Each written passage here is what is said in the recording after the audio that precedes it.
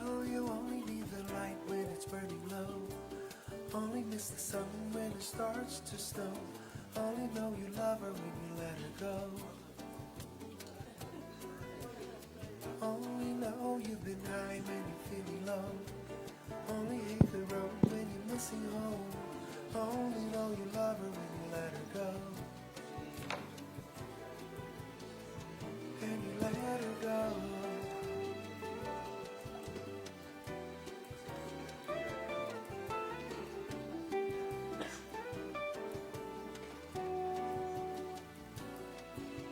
Staring at the bottom of your glass, hoping one day you'll make a dream last. But dreams come slow and it goes so fast.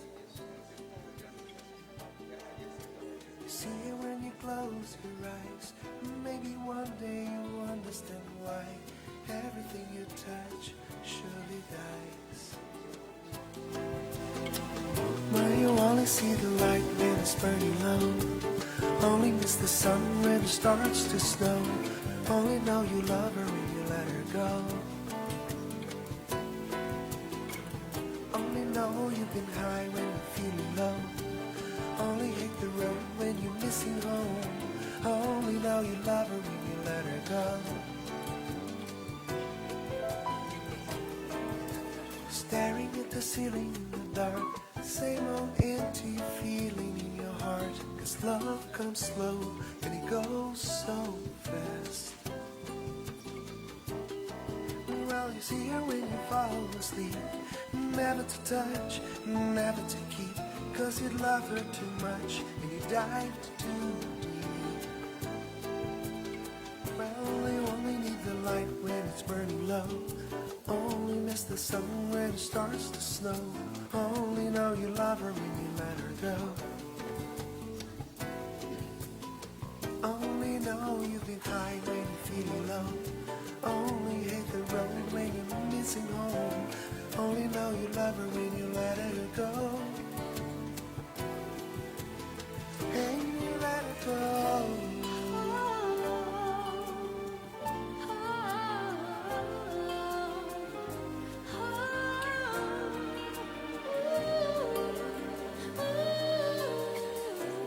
Only need the light, only need the sun when it starts to snow. Only know you love her when you let her go.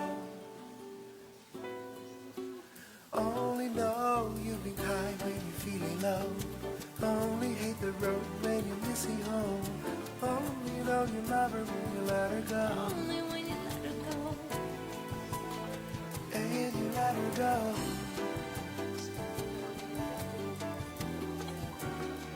Oh, you let her go. Let her go. Let her go.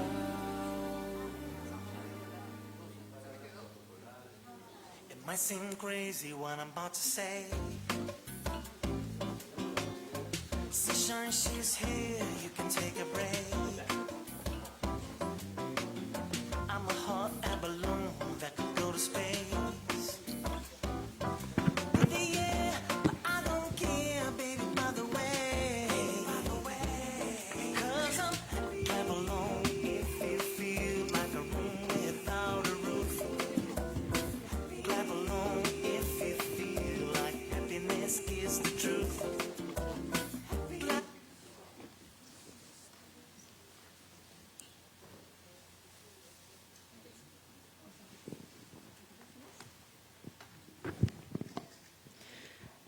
Muy buenos días. Gracias por asistir. Bienvenidos a la segunda Jornada Nacional de Aprendizaje y Servicio Solidario, JONAS 2018. Les agradecemos a cada uno de ustedes su presencia. Este encuentro es organizado por la Universidad del Pacífico a través del Centro de Liderazgo, Ética y Responsabilidad Social, CLERS, el Centro Latinoamericano de Aprendizaje y Servicio Solidario, la Unión de Responsabilidad Social Universitaria Latinoamericana, Úrsula, CAF, Banco de Desarrollo de América Latina, la Universidad Antonio Ruiz de Montoya, el Movimiento de Educación Popular Integral y Promoción Social, Fe y Alegría y otras organizaciones. Este espacio tiene el propósito de ser un encuentro de intercambio entre actores peruanos de nivel universitario, escolar y otras organizaciones comunitarias, por ejemplo, acerca de la implementación de la pedagogía de aprendizaje y servicio solidario en el país. Invitamos, por favor, a todos los asistentes, ya que se encuentran con sus celulares, a conectarse a través del Facebook de la Universidad del Pacífico. Este evento va a ser transmitido a través de, este evento va a ser transmitido a través del Facebook Live en la página de Facebook de CLERS, del Centro de Liderazgo, Ética y Responsabilidad Social de la Universidad del Pacífico. Sabemos que unos pueden asistir, han habido personas que nos han estado llamando de universidades fuera de la región de Lima que van a estar conectadas, así que les pedimos por favor que se puedan conectar al Facebook de CLERS y poder compartir esos muros. Así vamos a multiplicar los asistentes y además van a poder compartir el contenido que quisiéramos transmitir en este momento. A continuación, vamos a invitar al doctor François Valeix, profesor de la Pacifico Business School de la Universidad del Pacífico, Perú, y presidente de la Unión de Responsabilidad Social Universitaria Latinoamericana, Úrsula. Muchas gracias. Bueno, muy buenos días con todas y todos. Bienvenidos en la Universidad del Pacífico.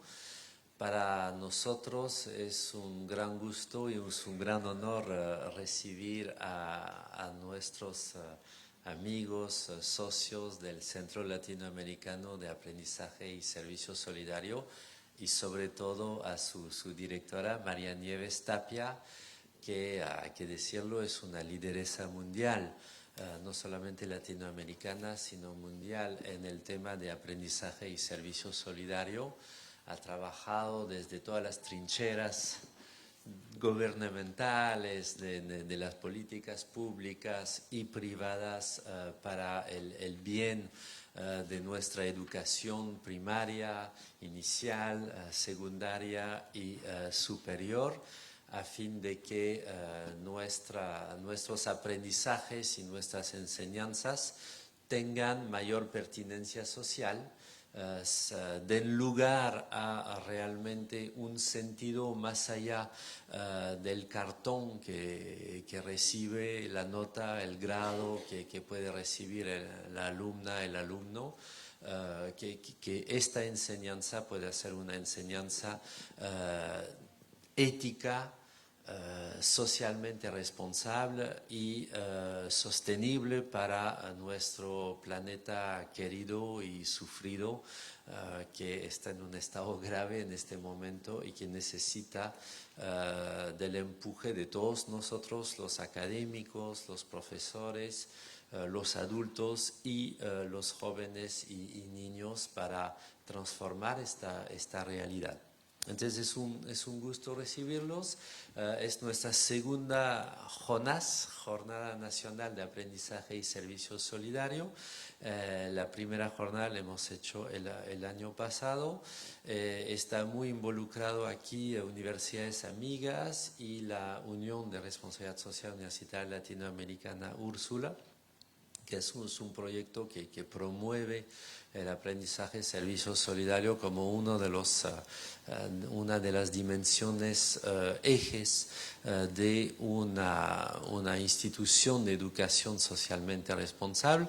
Saludo a todos los asistentes de Lima, a la presencia también de amigos que vienen de Trujillo, incluso para compartir con nosotros, a todos los asistentes virtuales que están en este momento en el Facebook, y dejo la palabra a la directora de Fe Alegría.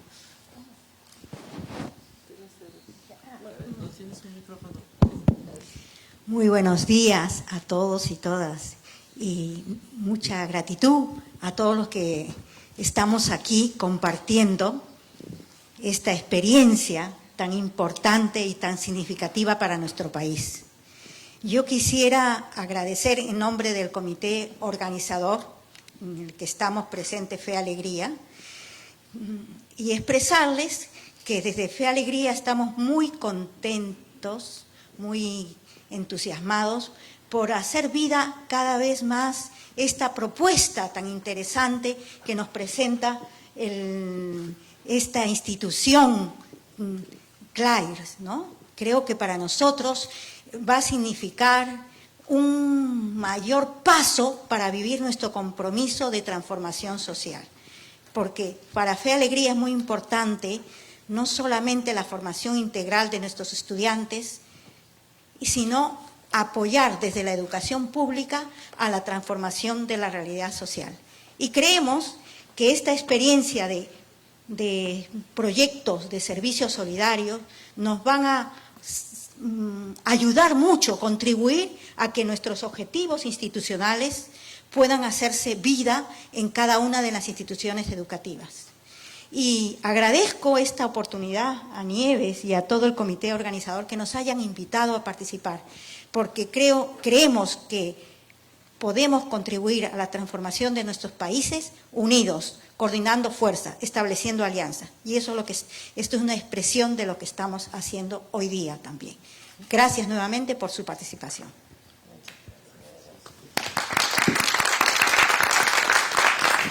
Muchas gracias. Para continuar con las palabras de inauguración, vamos a cederle la palabra a la profesora María Nieves Tapia. Vamos a hacer una presentación porque también es encargada de la charla magistral a continuación. María Nieves Tapia es directora del Centro Latinoamericano de Aprendizaje y Servicio Solidario, CLAIS. Ella es graduada en Historia. Es miembro fundador de la Asociación Internacional de Investigadores en Aprendizaje y Servicio. Ha sido invitada a dictar conferencias en universidades, en organizaciones en los 5 continentes. Ha escrito numerosos libros y artículos en diferentes idiomas sobre esta pedagogía. Así que es un honor para esta casa de estudios, para todos los organizadores, poder recibirla. Adelante, por favor. Muchas gracias. Muchas gracias. Bueno, la verdad es que para mí siempre es un gusto volver al Perú. Por razones familiares tengo una hermana que hace 10 años que es limeña, así que para mí siempre es un poco volver a casa, también volver a Lima. Y agradezco muchísimo a la Universidad del Pacífico que nos está hospedando y a todo el comité organizador que trabajaron muchísimo para poder llegar a esta jornada. A mí ya me han presentado y no tendríamos tiempo para que cada uno se presente, aunque no somos tantos, así que vamos a hacerlo interactivo, como decían en mis tiempos, levanten la mano. Entonces les voy a pedir que levanten la mano los que vienen de universidades. Gracias. Levanten la mano los que vienen de escuelas. ¿Y hay algunos que vengan de organizaciones sociales? También, buenísimo. ¿Y quiénes ya conocen algo del aprendizaje servicio o han estado en la jornada anterior? Levanten la mano. Bien. Entonces vamos a pedirles disculpas a los que ya saben, porque algunas cosas voy a repetir, pero me parecía bueno empezar presentándonos también. Latinoamericano de Aprendizaje y Servicio Solidario es una asociación civil sin fines de lucro. Nosotros tenemos sede en Buenos Aires, tenemos desde hace poquito una sede, de hace 3 años, una sede en Uruguay y una pequeña delegación en San Pablo, en Brasil. Esperamos seguir creciendo con la red peruana de aprendizaje y servicio para poder tener también más puntos de referencia aquí en Perú. Pero nuestra misión básicamente es contribuir junto con tantos otros que estamos preocupados por la educación en nuestro continente, por la educación en el mundo. Y voy a cerrar la ponencia, así que no me voy a detener tanto en la propuesta de aprendizaje de servicios, solo decirles que nosotros trabajamos no tanto a partir de una teoría. Sí, hay una pedagogía del aprendizaje de servicio que es muy antigua, que está formalizada desde los años 60, que los norteamericanos la llaman Service Learning, que en distintas partes del mundo ha adoptado distintas denominaciones, pero la realidad es que en América Latina tenemos una experiencia muy antigua de saber que frente a las dificultades, a los desastres, a los permanentes desafíos de la realidad, si vamos solos como francotiradores estamos muertos, y que en cambio cuando aprendemos a trabajar juntos solidariamente es cuando tenemos alguna posibilidad de desafiar a la realidad y de transformar algo. Y esa es una experiencia que está muy arraigada en la historia centenaria de la reforma universitaria, en la tradición solidaria de nuestras escuelas, de manera que en realidad no estamos presentando nada completamente nuevo. Lo que sí es nuevo es que ante las demandas del hoy hay una propuesta pedagógica clara, con ejemplos concretos que se están desarrollando en muchísimas escuelas en nuestra región. Y entonces desde CLAIS empezamos un poco partiendo de la experiencia argentina y avanzando progresivamente desde nuestra fundación del 2002. En estos 16 años hemos ido aprendiendo mucho de lo que pasa en Uruguay, en Brasil, en Chile, en Perú, en México, en Colombia. Y en los últimos años toda esta experiencia latinoamericana la estamos también exportando a otras regiones. Y entonces, CLAIS básicamente trabajamos haciendo mucha capacitación docente, porque creemos que sin docentes formados no se transforma la educación, generando publicaciones como la que tienen ustedes en la mano, que es la primera publicación peruana, formalmente peruana, sobre aprendizaje y servicio. Ustedes tienen la primicia ahí en sus asientos.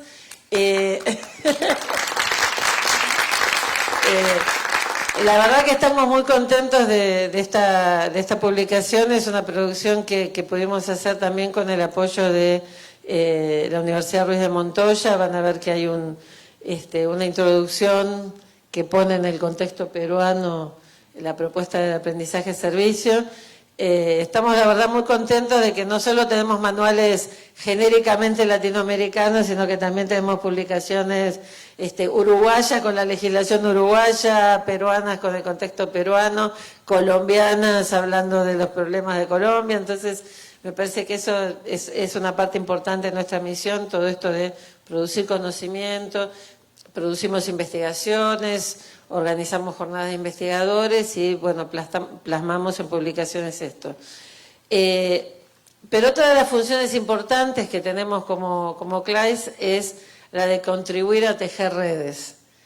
Porque nuestra idea no es ser una mega consultora que va y desembarca y vende servicios por todas partes, sino más bien ir como sembrando la semilla y ayudando a que florezca en la realidad de cada país y que en cada país se vayan generando redes. En este momento hay una red iberoamericana de aprendizaje-servicio, pero también hay una muy fuerte red chilena de aprendizaje-servicio. Los chilenos lo llaman A+S, que en chileno suena A+S. Entonces yo cuando la primera vez que me dijeron A+S no entendía de qué me estaban hablando. Pero bueno, está la red chilena, está la red brasilera y ahora está como naciendo una incipiente red peruana. Así que estamos muy contentos. Acá sacando fotos está mi colega Baltasar Ojea, que es quien está coordinando el programa de Alianza con Perú. Así que le agradezco mucho a François y a la Universidad del Pacífico. Le vuelvo a agradecer a la comisión organizadora, a Baltasar. Ahí vi que llegó nuestro amigo Moncho de la Ruiz Montoya y a todos los que están de la comisión organizadora. Así que, bueno, muchísimas gracias y ahora voy a pasar al rol de ponente.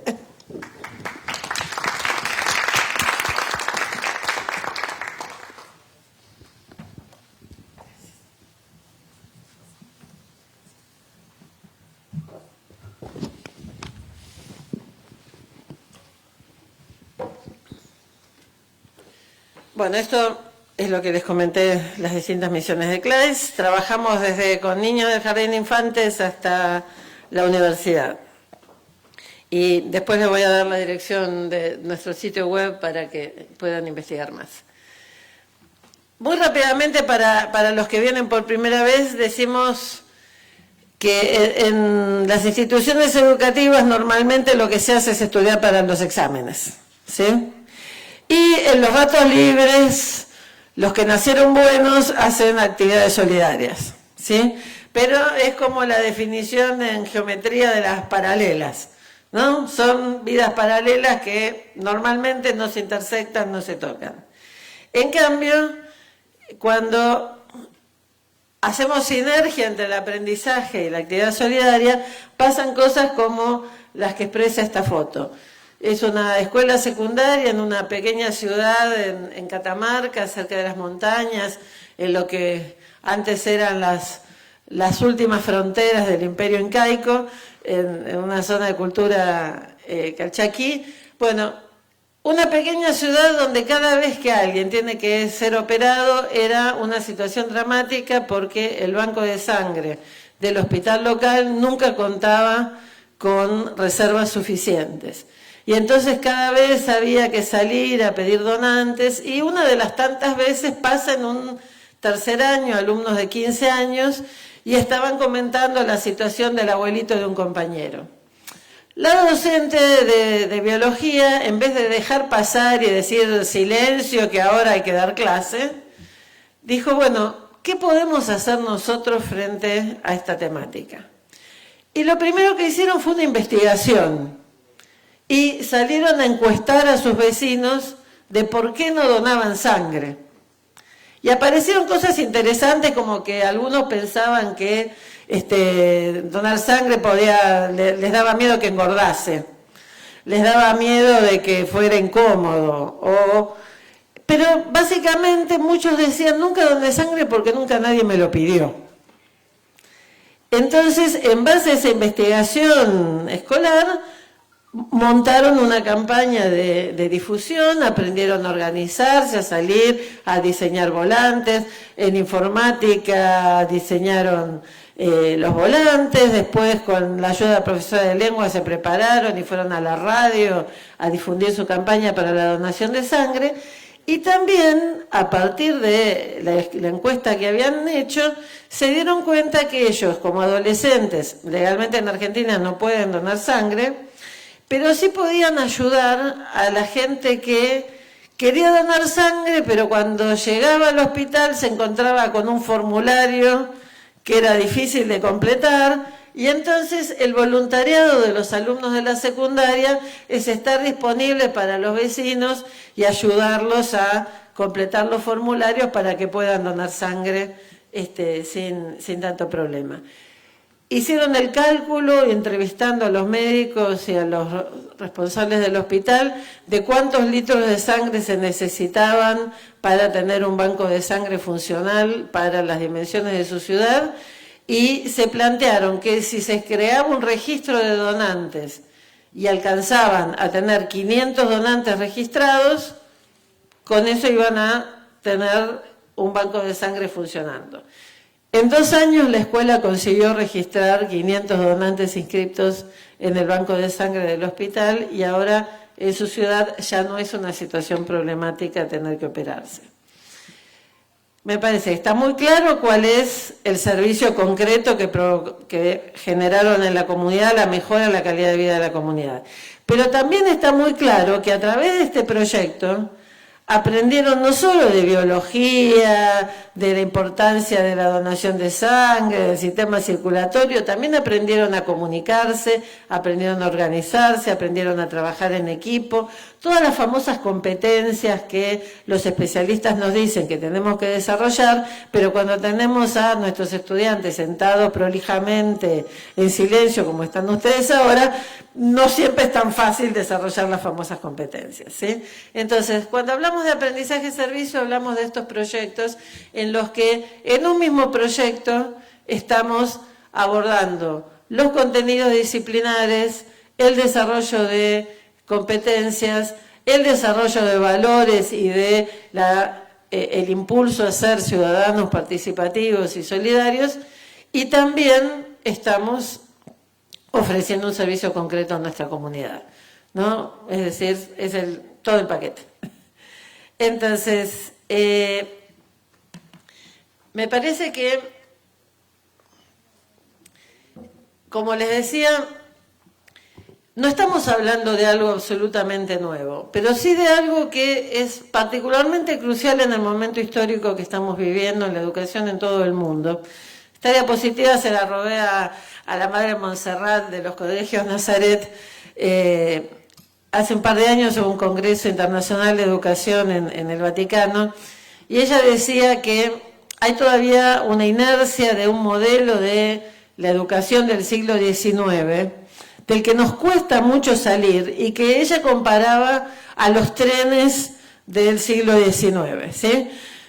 Hay estaciones claras y estaban los que se bajaban en el 6º grado, los que estaban en los coches de primera clase y entonces podían seguir hasta la estación del secundario o de la universidad. Había carriles muy definidos y quien bajaba de la escuela de oficios era porque iba a dedicarse a ser plomero, carpintero o electricista, quien hacía el bachillerato era porque quería ir a la universidad y el que hacía la escuela técnica era porque iba a salir a trabajar. Estaba todo como muy ordenado y muy prolijo y todos de alguna manera, y sobre todo los medios de comunicación, pareciera que tienen una gran nostalgia del modelo fundacional del siglo XIX, porque siempre que uno lee los diarios parece que todo tiempo pasado fue mejor en educación y que antes sí que los niños aprendían, porque repetían de memoria lo que decía el manual y entonces estábamos contentos porque daban bien la lección. En realidad en el siglo XX hemos estado tratando de desarrollar nuevos paradigmas en donde cada uno tenía que estar incluido en el lugar y el rol que le tocaba y era importante trabajar en equipo y el rol del docente era el de alentar y dirigir, pero en el fondo, como en las regatas británicas, estábamos también en un modelo bastante pautado, de aguas tranquilas, con reglas claras, en donde estábamos entre la inercia del siglo XIX y el mejorar un poquito las cosas. Yo agrego el discurso de la María Montserrat, me parece que durante el siglo XX hemos tenido un permanente tironeo entre quienes seguían aferrados a los modelos de la escuela del siglo XIX, los modelos edilicios, los modelos normativos, los modelos curriculares del siglo XIX, y los impulsos de reformas varias que muchas veces, y esto lo digo habiendo estado 15 años en el Ministerio de Educación de la Argentina, en donde muchas veces los funcionarios decidían cuál era la reforma de turno y nos volvían locos a los docentes, o la universidad decidía innovar, pero eran como impulsos innovadores que no terminaban de cuajar. Cuando hablamos de la educación para el siglo XXI, hablamos de una realidad tan desafiante como la del rafting, en el sentido de que ya es un lugar común decir que es muy difícil prever de qué van a trabajar y cómo va a ser el mundo cuando los niños que hoy están en el jardín de infantes egresen de la universidad. Si hace 15 años, que es solo una generación, si hace 15 años nos hubieran dicho que íbamos a ser tan dependientes de esos aparatitos sin los cuales ahora no podemos vivir y que en la pirámide de las necesidades básicas el Wi-Fi aparece como la primera de las necesidades básicas para mucha gente, digo, ¿quién sabe cuáles serán las innovaciones que traerán? Y por lo tanto, en este nuevo paradigma, el pretender que los chicos sigan estudiando la altura del Kilimanjaro, la cuenca del Amazonas y la fecha de nacimiento y de muerte de los héroes patrios, cuando lo tienen todo en Google, nos damos cuenta que gran parte de las instituciones educativas, incluidas las universidades, han quedado detrás del océano de conocimiento en el que navegan nuestros niños, adolescentes y jóvenes. Y que por lo tanto necesitamos generar una educación que les permita aprender en este océano de información en donde las noticias falsas, las mentiras, las verdades, todo navega en el mismo océano y sin ningún criterio claro de diferencia.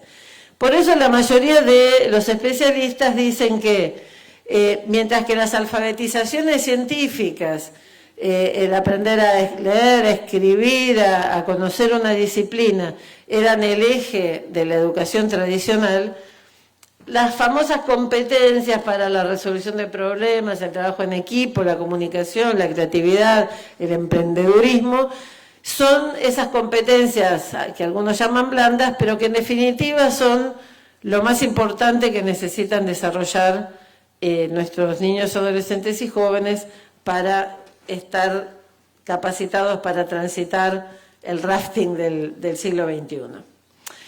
Hasta acá las 3 diapositivas de la Madre Montserrat. A mí esta última me hizo recordar una experiencia de una escuela de Mar del Plata, en Argentina. Es una experiencia que empezó a fines de la década del 90 y que empezó bastante intuitivamente, como empiezan muchas cosas en nuestras escuelas en América Latina. Es una escuela técnica que está en las afueras, en la periferia de la ciudad de Mar del Plata. Muchos sabrán que Mar del Plata es nuestra meca turística, que cuando queremos ir al mar vamos a Mar del Plata. Muchos vecinos les venían a golpear la puerta porque no estaban seguros de si sus pozos de agua, el agua era realmente potable o no. Es una zona urbana periférica en donde no tenían agua corriente. El municipio había exigido que todos tuvieran el agua de sus pozos certificada, y entonces, como la escuela tenía especialidad en química, se les ocurrió ir a golpear la puerta de la escuela. Y así empezó este proyecto, en donde empezaron monitoreando y aprendiendo a sacar muestras de los pozos de los vecinos y analizarlas en el laboratorio de la escuela para ofrecerles un resultado. Los docentes se dieron cuenta que mientras que para las pruebas los estudiantes estudiaban, como sabemos, cuando había que hacerle el análisis del agua a un vecino, ahí se ponían realmente porque el análisis tenía que estar bien hecho. Y entonces, con la motivación de ayudar a sus vecinos, estaban mejorando también los resultados en microbiología.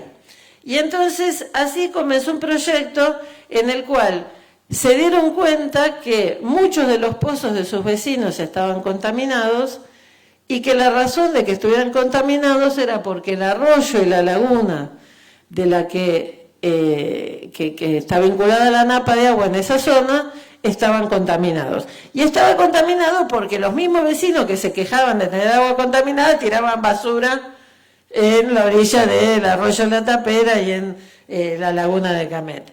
Entonces, los estudiantes desarrollaron toda una práctica por la cual 3 veces al año toman muestras del arroyo, de la laguna, hacen los análisis, le presentan a la municipalidad los resultados y también empiezan a difundir entre sus vecinos por qué se produce la contaminación y la importancia del cuidado del agua. Cuando ellos empezaron el programa, una de sus actividades diagnósticas fue sacar fotos de toda la basura que los vecinos tiraban en la orilla. Bueno, ese basural hoy día es un parque porque los estudiantes movilizaron a los vecinos, limpiaron el basural, plantaron árboles y ahora tienen puestas las señalizaciones diciendo: ahora que hicimos el parque, cuidémoslo.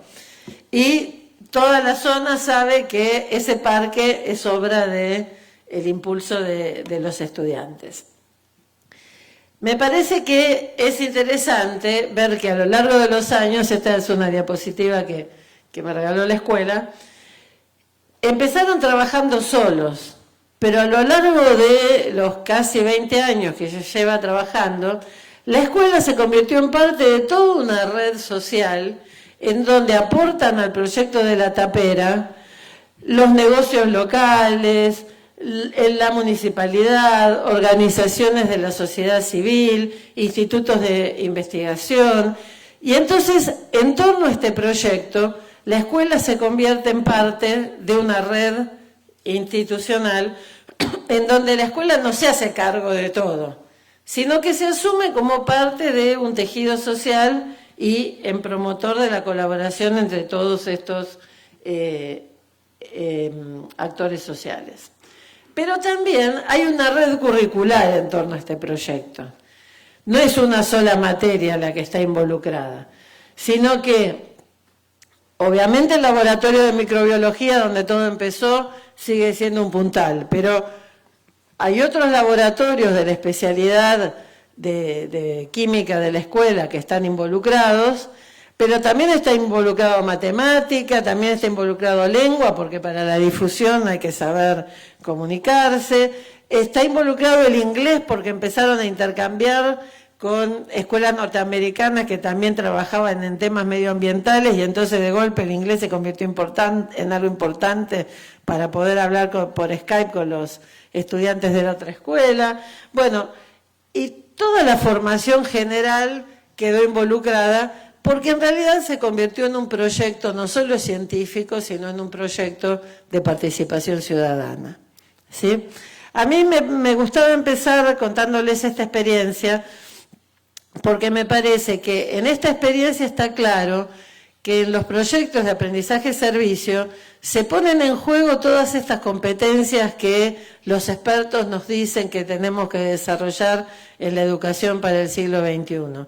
Se ponen en juego los contenidos de la formación técnica, científica y humanística. Pero además, y como muestran muchísimas investigaciones, esto fortalece la autoestima de los estudiantes, que pasan a ser el adolescente común que no sabe para qué está, a ser alguien importante para su comunidad, que sabe presentarse ante el alcalde de la ciudad y ante el Consejo Deliberante de la ciudad para mostrar los resultados y para hacer recomendaciones al gobierno local sobre el cuidado del agua, y una formación en valores solidarios que no es nuestra usual prédica en los discursos patrios o en los discursos escolares de que hay que ser solidarios, sino que es realmente un ejercicio activo de la solidaridad y de la participación ciudadana. En ese sentido, los proyectos de aprendizaje-servicio nos permiten realmente generar una educación integral y acorde a lo que se necesita para el siglo XXI. Les decía que esta escuela, como tantas otras en Argentina y en otras partes, vienen haciendo estos proyectos desde los años 90. Por eso a mí, por un lado me gustó, pero por otro lado me hizo un poco de gracia, porque en el 2016 el Foro Mundial de Davos reunió a grandes expertos de todo el mundo para decir cuáles debían ser los saberes para el siglo XXI. Y entonces, además de las competencias, que siempre Davos estuvo a favor de las competencias, incluyeron en las alfabetizaciones la alfabetización cívica y cultural, y añadieron la necesidad de formar el carácter de los niños, adolescentes y jóvenes educados. Y a mí, yo soy Marle, y la primera reacción que me surgió es un dicho de mi abuelita que decía chocolate por la noticia. No sé si en Perú se usa, pero básicamente decía, bueno, por suerte los expertos ahora están llegando a la necesidad de una educación integral de las personas para el siglo XXI. Pero la verdad es que hay muchas escuelas y universidades que ya lo estaban haciendo antes de que los genios de Davos nos dijeran que era lo que teníamos que hacer.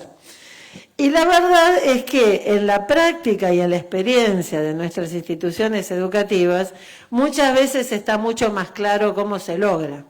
Porque como suele pasar con los expertos, si ustedes leen este documento del Foro Mundial de la New Vision for Education, dice a dónde hay que llegar, pero como siempre nunca nos dicen cómo. En cambio, de la experiencia de las instituciones educativas que hacen aprendizaje-servicio, nosotros sabemos el qué, a dónde tenemos que llegar, pero también tenemos muchas pistas del cómo. Entonces, como les decía, en distintas partes del mundo el aprendizaje-servicio se llama de distintas maneras. En Holanda es una materia obligatoria que se llama pasantías para la ciudadanía. En la famosa Finlandia y todos sus proyectos tienen proyectos de ciudadanía activa que son en realidad proyectos de aprendizaje y servicio. Lo llamen como lo llamen, vieron que como pasa con los remedios, que están el genérico, que son las drogas, y después están las distintas marcas. Bueno, no importa qué marca le pongan, lo importante es si tiene los 3 componentes básicos. Y los 3 componentes básicos de una buena práctica de aprendizaje de servicio es, hay una actividad solidaria, que es solidaria en el sentido de que trabajamos juntos, que trabajamos con. En inglés se dice service learning, aprendizaje de servicio, y en América Latina le agregamos el solidario, porque somos conscientes que no es lo mismo servir y la beneficencia que la solidaridad. Y ya vamos a volver a ese tema. Entonces, un primer componente es una actividad solidaria. Las universidades, las escuelas, estamos muy acostumbrados a los diagnósticos. ¿Sí? La universidad desembarca en una comunidad, hace encuestas, hace estudios, hace investigaciones y llega a la conclusión de que todo está mal y publica un paper. ¿Sí? Somos expertos en diagnósticos. En el aprendizaje de servicio el diagnóstico es solo el primer paso. Después hay que arremangarse a hacer algo concreto. La segunda característica es que son actividades que tienen que estar protagonizadas por los estudiantes, o en el caso de las organizaciones sociales, por los propios jóvenes o los miembros de la organización. Porque nadie aprende de la experiencia ajena. Y entonces, para que sea aprendizaje de servicio, no es lo que los niños ven que hacen los padres o lo que hacen los docentes. No es la actividad del docente extensionista, es la actividad de los estudiantes. Y finalmente, el tercer punto, que es lo que diferencia el aprendizaje de servicio de los voluntariados habituales, es que en los voluntariados nosotros nos reunimos para hacer algo para los demás. En un proyecto de aprendizaje de servicio sabemos qué es lo que vamos a hacer con la comunidad, pero también sabemos qué es lo que vamos a aprender en el proceso. Y aquí está el protagonismo de los educadores. Porque somos los educadores los que tenemos que saber cuándo una actividad social es también una oportunidad para desarrollar contenidos curriculares, para reflexionar sobre la práctica y que no sea puro activismo, para desarrollar competencias y saberes, para investigar, porque, como vamos a ver después, no toda actividad solidaria tiene el mismo potencial de aprendizaje, ¿sí? Entonces, siempre que están estas 3 características, solidaridad, protagonismo estudiantil y aprendizaje planificado, decimos es aprendizaje de servicio solidario. Como les decía, hay prácticas de aprendizaje de servicio desde el jardín de infantes hasta la universidad, y en este momento es un movimiento educativo mundial en donde ustedes pueden ir al Congreso de Aprendizaje de Servicio en Hong Kong, como me tocó estar el año pasado, y ver experiencia de aprendizaje de servicio en universidades de Camboya, de Vietnam y de Singapur, o acá nomás a la vuelta de la esquina, como vamos a ver mañana, hay experiencias en Perú y en toda América Latina. En este sentido, como les decía antes, la historia de la práctica del aprendizaje de servicio es muy anterior al momento en que a un grupo de pedagogos norteamericanos se le ocurrió bautizarlo Service Learning. Prácticas que articulan solidaridad y conocimiento ha habido durante muchos años y podemos rastrear algunas muy antiguas. La novedad es cómo lo estamos formalizando. La verdad es que cuando uno identifica estas 3 características esenciales, puede reconocer experiencias muy similares en lugares muy diferentes del planeta. A mí me tocó estar en un congreso en la Universidad Javeriana de Cali, en Colombia, en donde presentaban distintas experiencias, y una era, la universidad con los estudiantes de ciencias económicas habían organizado lo que llamaban una escuela de tenderos. Vieron que en la periferia de nuestras ciudades siempre están estos pequeños negocitos que venden un poquito de verdura, un poquito de productos de almacén, y que muchas veces los que dirigen esos negocitos familiares no tienen los conocimientos suficientes como para hacer un balance, que muchas veces pierden plata, que muchas veces sus negocios fracasan porque no tienen los conocimientos básicos. Y entonces los estudiantes de Ciencias Económicas habían ido a asesorar a estos tenderos y los habían ayudado a ordenar y a presentar mejor sus mercaderías, a poder hacer un análisis de costos y de precios. Y bueno, cuando terminaban la escuela les daban un diploma. A los pocos meses me tocó estar en la otra punta, en la Universidad Nacional de Malasia, en donde con la única diferencia que las niñas usan velo, los estudiantes de Ciencias Económicas de la Universidad Nacional de Malasia estaban haciendo exactamente lo mismo por los pequeños tenderos de las afueras de Kuala Lumpur. Y a mí me encantó esto de decir, no importa el contexto y sus semejanzas o diferencias culturales, siempre el conocimiento puede ser puesto al servicio de aquellos que lo necesitan. E incluso en carreras que uno pensaría son carreras orientadas solo al lucro o a la ganancia, también pueden ser carreras tremendamente solidarias.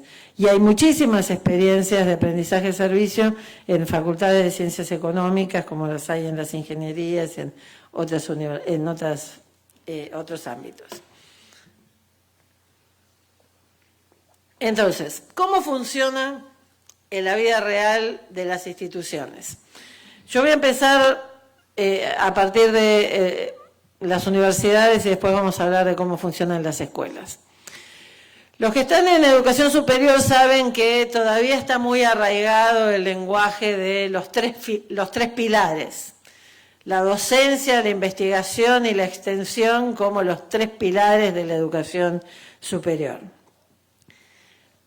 En los últimos años, y gracias a gente como François o como Mónica Jiménez o Bernardo Clisberg, se habla mucho de este cuarto pilar de la misión universitaria, que es la gestión institucional, que es la que tiene que pensar su impacto en la comunidad.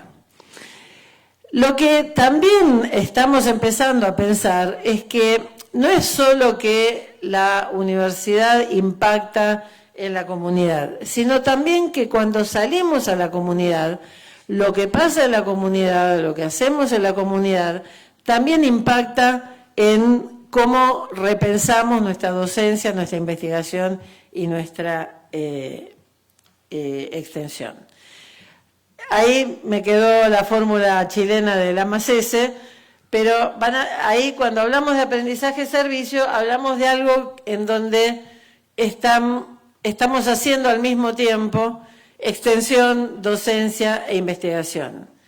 Extensión porque es la expresión que usa la universidad para extenderse hacia afuera, como si el afuera no fuera parte también del dentro.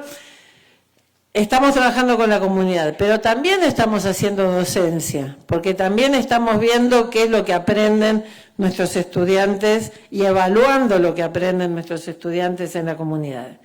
Y también necesitamos hacer investigación para estar seguros de que lo que hacemos en la comunidad es serio. No sea cosa de que vayamos a la comunidad creyendo que porque es la comunidad no necesitamos ser serios y que alcanza la buena voluntad y el cariño, ¿sí?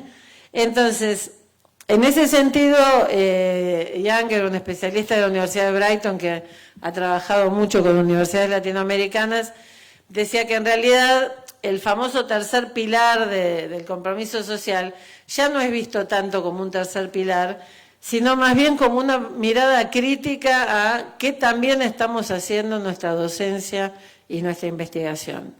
Yo lo traduzco en estos términos. El compromiso social, la responsabilidad social de una universidad es hacernos la pregunta de ¿para quiénes estamos formando profesionales? Que es también la pregunta que nos podemos hacer en la escuela. ¿Para qué país, para qué realidad estamos formando a nuestros estudiantes? ¿Para quién estamos produciendo conocimientos? Cuando nuestros estudiantes de arquitectura saben diseñar torres de lujo, pero no saben generar soluciones de viviendas con materiales autóctonos y viviendas populares, tenemos que cuestionarnos qué tipo de arquitectos estamos formando. Me acuerdo una muy prestigiosa universidad latinoamericana a la que estábamos asesorando, su facultad de medicina había hecho un estudio de sus clientes, porque a sus estudiantes los llamaba clientes, y como sus clientes después de estudiar en este país del Caribe se iban a hacer su MBA o sus masters a Estados Unidos, y habían visto que un gran número de estudiantes optaba por la Johns Hopkins en la carrera de medicina, pues optaron que todos sus cursos de medicina se estudiaban con los manuales de la Johns Hopkins, porque era una manera de preparar a sus estudiantes a hacer sus doctorados en la Johns Hopkins. El único detalle es que cuando empezaron a hacer prácticas de aprendizaje-servicio y empezaron a ir con sus estudiantes de los últimos años de medicina a los centros de salud de la periferia de la ciudad, se dieron cuenta que los manuales de Johns Hopkins no incluían las enfermedades tropicales, que eran las principales enfermedades que había que saber diagnosticar y tratar en su país. Es un ejemplo extremo, pero yo muchas veces lo pongo porque sin querer queriendo, muchas veces estamos formando profesionales para que vayan al exilio, para regalarle profesionales formados al norte, o formamos profesionales que no tienen idea del país en el que viven. Y en ese sentido, el aprendizaje-servicio es una manera de formar profesionales que ya durante su formación no solo conozcan las problemáticas de su país, sino que también hayan hecho el ejercicio de intentar aprender a solucionarlas, ¿sí? Y entonces por eso este círculo virtuoso de salir a la comunidad, pero que también la comunidad nos plantee qué es lo que necesitamos saber y cuáles son los problemas que tenemos que abordar. Muy rápido, por eso nosotros ponemos al aprendizaje y servicio solidario en la intersección de estas distintas misiones y las diferenciamos de lo que pueden ser cursos de extensión o de divulgación con participación solo de docentes, o lo que se llama la investigación comprometida, que también en general es protagonizada sobre todo por los investigadores y no solo por los estudiantes. Entonces, esto como para clarificar un poco el mapa. Lo que llamamos la responsabilidad social de la universidad abarca todo el conjunto. Cuando hablamos de aprendizaje-servicio, hablamos de este núcleo duro donde se encuentra la misión social, la misión de investigación, la misión de docencia y el vínculo con la comunidad, ¿sí? Entonces, hay muchas investigaciones, y esto daría para toda una conferencia, así que no lo voy a aburrir con eso, pero hay muchas investigaciones que prueban que los estudiantes que desarrollan proyectos de aprendizaje-servicio aprenden más, aprenden mejor, tienen incluso mejores rendimientos en las famosas pruebas estandarizadas tipo PISA, y esto no es porque sí, es porque realmente hace falta saber mucho más para solucionar un problema concreto que para pasar un examen. Un examen se puede pasar con 4 en Argentina, no sé con qué notas serán en Perú, pero un examen podemos pasar raspando, no podemos copiar, podemos responder a las preguntas y olvidarnos al día siguiente de todo lo que contestamos, mientras que el aprendizaje basado en la experiencia es un aprendizaje que queda, es un aprendizaje que impacta de otra manera en los sujetos que aprenden. La foto es de la Facultad de Ingeniería de la Universidad de Salta, la carrera de energías renovables. La materia de energías renovables aprendían toda la teoría de la fabricación de hornos solares, paneles solares, etcétera, etcétera. Después tenían que hacer una simulación en la computadora, mandársela al mail del profesor, el profesor la evaluaba y con eso aprobaban la asignatura. Hasta que al profesor se le ocurrió aplicar a unos fondos que ofrece el Ministerio de Educación de Argentina para el voluntariado universitario, y con esos fondos lo que decidieron es que la presentación de la simulación teórica era el primer paso, pero después había que fabricar el implemento, y no cualquier implemento de energía solar, sino que había que ir a una comunidad de alta montaña, rural, aislada, sin acceso a las energías convencionales, acordar con ellos qué era lo que necesitaban, fabricarlo, instalarlo y que funcionara. Si se fijan, muchas veces hay muchos académicos que cuando se habla de solidaridad lo desprecian como algo light. La realidad es que aprobar esta materia se volvió mucho más difícil,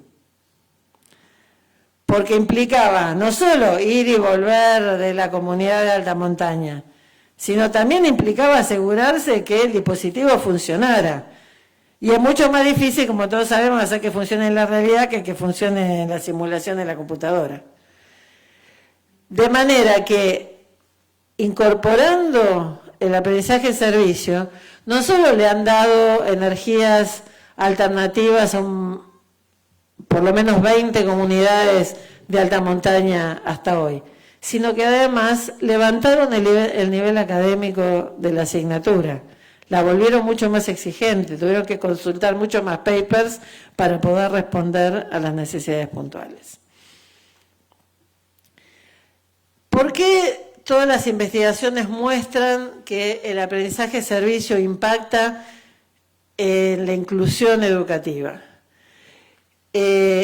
Miren, hay investigaciones desde las escuelas de Harlem y las escuelas del Bronx hasta nuestras escuelas más vulnerables en Argentina, las escuelas más pobres en Uruguay y en Chile, que muestra que justamente en esos contextos de extrema pobreza, en los contextos más vulnerables, estas actividades tienen como una potencia extra. Y esto tiene que ver con que en general son poblaciones a las que desde las políticas educativas, desde las políticas sociales, desde las organizaciones sociales, son poblaciones a las que miramos como destinatarias, como beneficiarios de lo que otros hacemos, como receptores de las ayudas de los demás. Y cuando en cambio les decimos a esos niños y adolescentes que no importa qué tan pequeños, qué tan pobres, qué tan especiales sean, ellos tienen algo que dar a los demás, eso tiene un poderío enorme de transformación, porque impacta en su autoestima, porque impacta en su capacidad de pensarse como protagonistas, y les cambia la vida. Y hay muchísimos estudios que muestran que porque descubren que son capaces de ayudar a su comunidad, también empiezan a valorar a la escuela de otra manera y a valorar el aprendizaje y el conocimiento de otra manera. Miren, la foto es de una de mis experiencias favoritas, una de las primeras escuelas que hizo aprendizaje servicio en Argentina.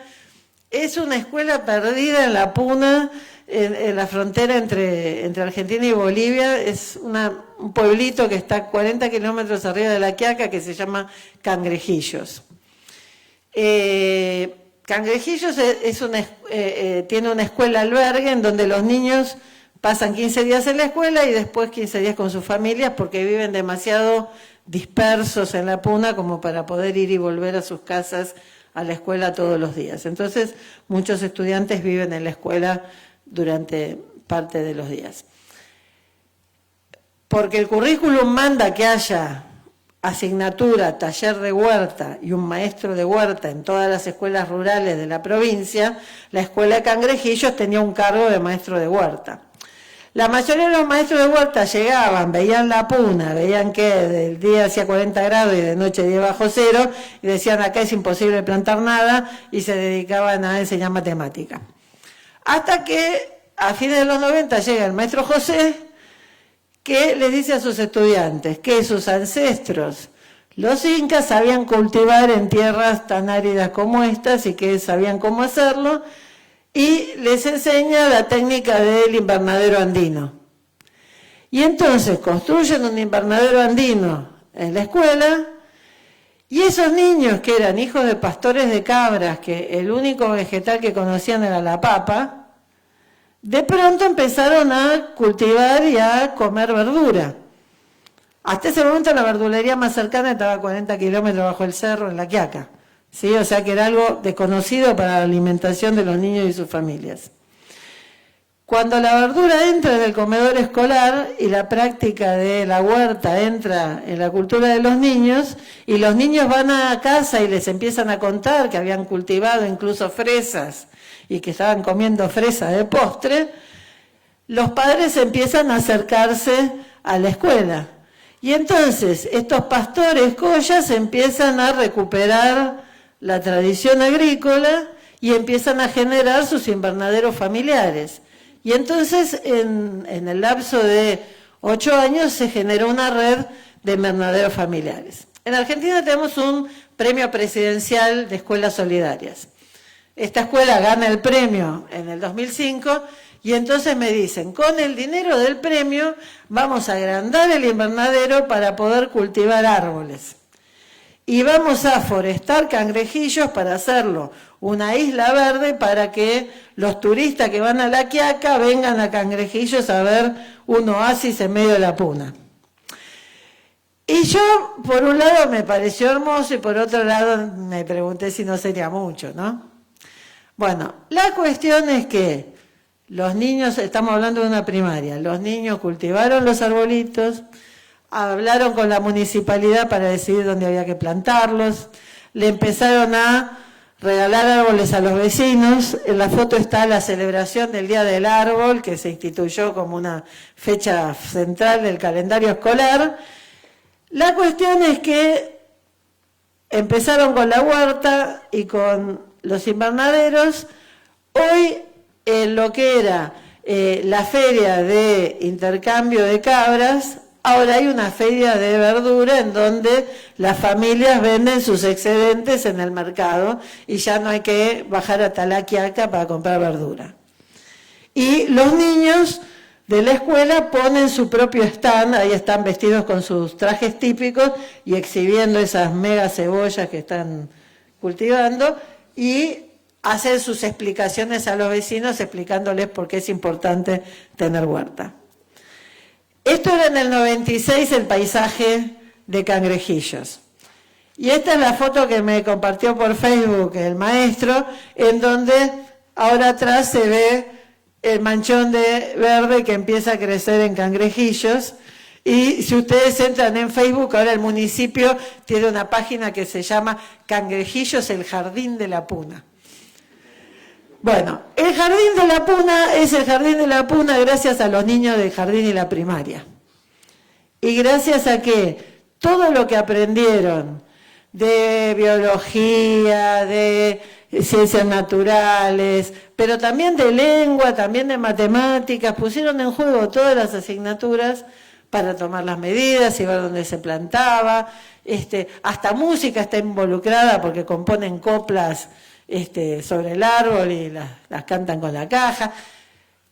Me parece que es un ejemplo extraordinario, que a mí me encanta mostrarlo cuando hacemos capacitaciones en la ciudad de Buenos Aires, porque a los porteños nos encanta hacer viajes solidarios para ayudar a las escuelitas rurales.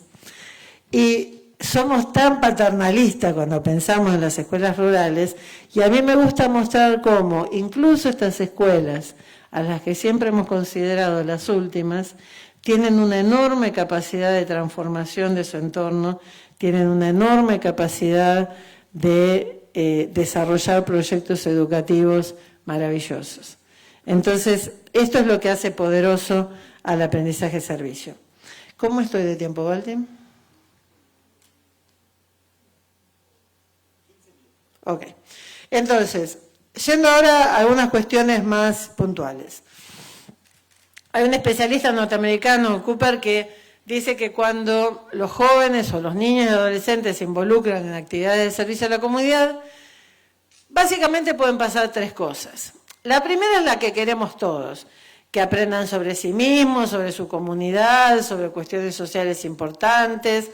Nosotros sabemos que a través de la solidaridad se puede aprender matemática, física, química o cualquier disciplina universitaria que se nos ocurra. Pero también, si vamos a ser honestos y realistas, podemos organizar una actividad que creamos solidaria y que no se aprenda nada, y que se entre y se salga de esa actividad sin que pase nada. O peor aún, como dice con mucha claridad Cooper, se puede aprender la lección equivocada.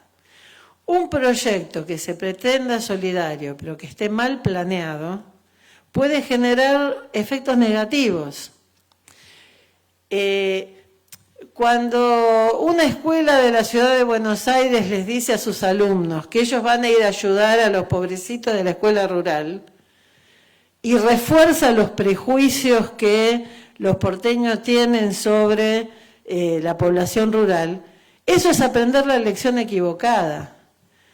Cuando en una escuela que atiende a la clase media organizamos una colecta donde depositamos en un canasto las cosas que nos sobran, los juguetes rotos para el Día del Niño, eso es enseñar la lección equivocada. Cuando una universidad desembarca con toda su sabiduría y no escucha a los saberes locales y implanta lo que nosotros desde la cátedra creemos que los demás deberían estar necesitando, estamos enseñando la lección equivocada. Y entonces, en ese sentido, todos hemos experimentado, y lo digo con todo cariño y respeto porque enseñé muchos años a un curso de estudiantes norteamericanos que venían de intercambio a la Argentina. La buena voluntad de estos jóvenes norteamericanos y europeos que vienen a América Latina a salvarnos, y que lo hacen de todo corazón, pero que muchas veces desembarcan en nuestra realidad sin tener la más pálida idea de nuestra lengua, de nuestra cultura, y creen que porque fueron a pintar paredes a una escuela en la Puna o en la Selva ya cambiaron el mundo. Estamos enseñando la lección equivocada. Miren, yo he participado en muchos congresos de aprendizaje de servicio en Estados Unidos, en donde hay compañías de turismo especializadas en organizar viajes de servicio a América Latina, en donde vienen, conocen Machu Picchu, dialogan con 3 personas locales, pintan 4 paredes y vuelven a Estados Unidos para poner en su currículum que desarrollaron un proyecto social en América Latina. ¿Qué cambiaron? Estamos generando ilusiones y nosotros a veces somos igual de malos que los turistas norteamericanos, porque como decía alguna vez un amigo mío, vamos de excursión a la pobreza, no a encarar solidariamente la transformación de la realidad. Vamos, repartimos golosinas, repartimos juguetes, jugamos con los niños y los niños después se quedan esperando que sus nuevos amigos regresen y los amigos ya cumplieron por todo el año, no vuelven.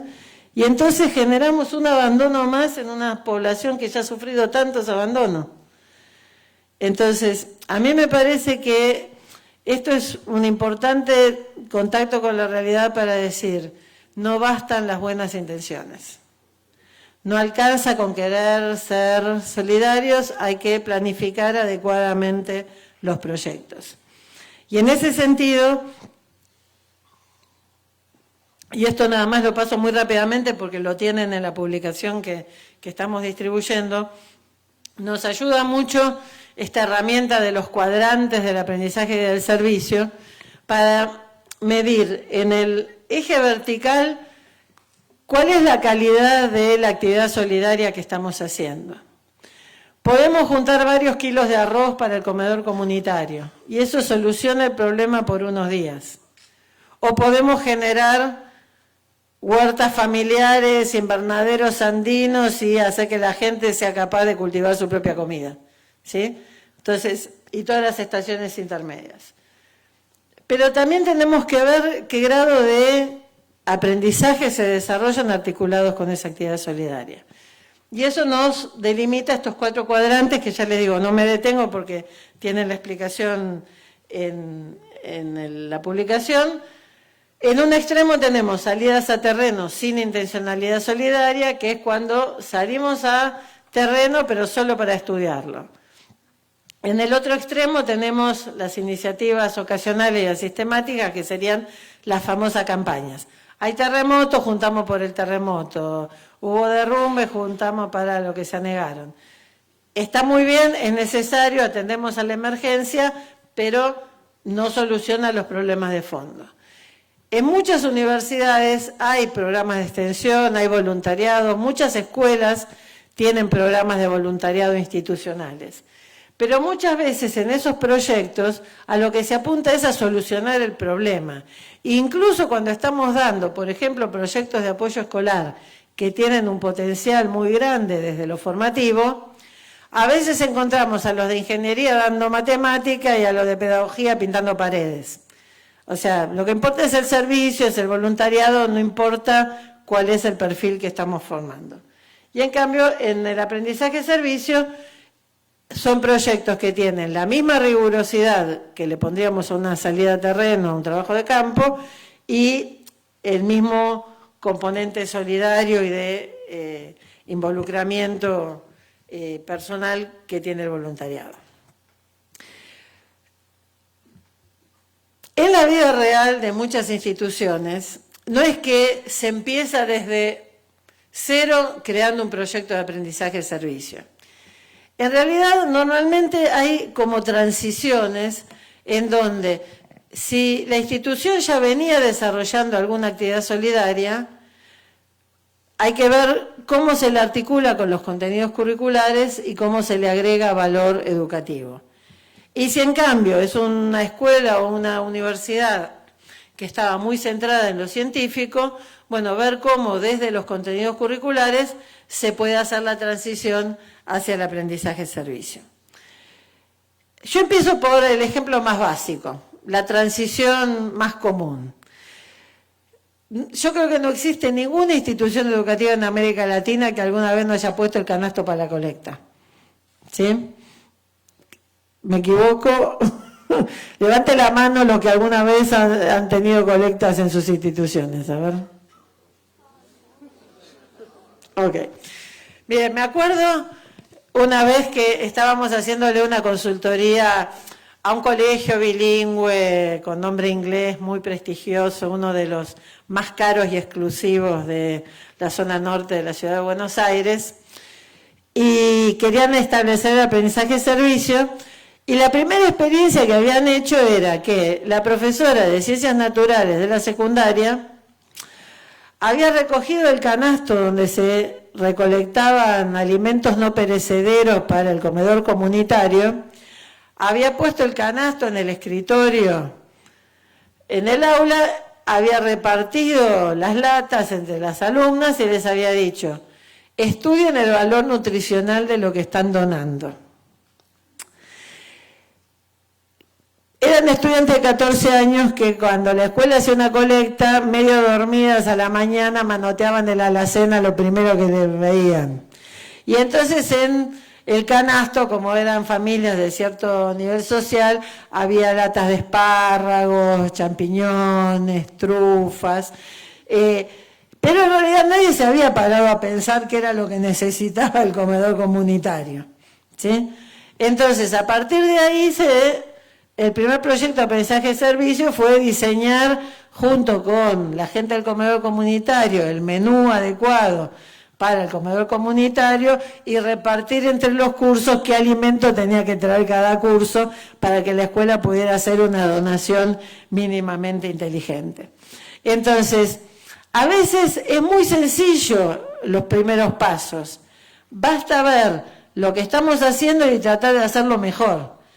Desde el mismo canasto se puede investigar por qué siempre cuando hay terremotos o inundaciones siempre afectan a las mismas poblaciones. Cuáles son los problemas ambientales, pero también cuáles son las cuestiones sociales que están involucradas.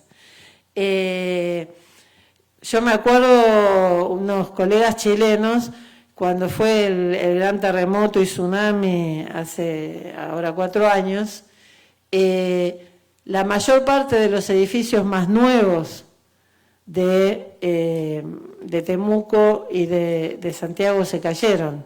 Y la investigación de la Facultad de Ingeniería era por qué en un país donde hay reglamentaciones muy estrictas sobre la construcción antisísmica, tantos edificios nuevos se habían venido abajo. Y eso tenía que ver con la ingeniería, pero también tenía que ver con la corrupción, también tenía que ver con recortamos costos y hacemos como si fuera. Entonces, hay mucho que investigar incluso sobre las situaciones más básicas y más elementales como puede ser una emergencia. En estos casos podemos pasar de atender a la emergencia a intentar incorporar algo de contenido de conocimiento y de reflexión en cuanto a esa campaña, por más sistemática y ocasional que sea.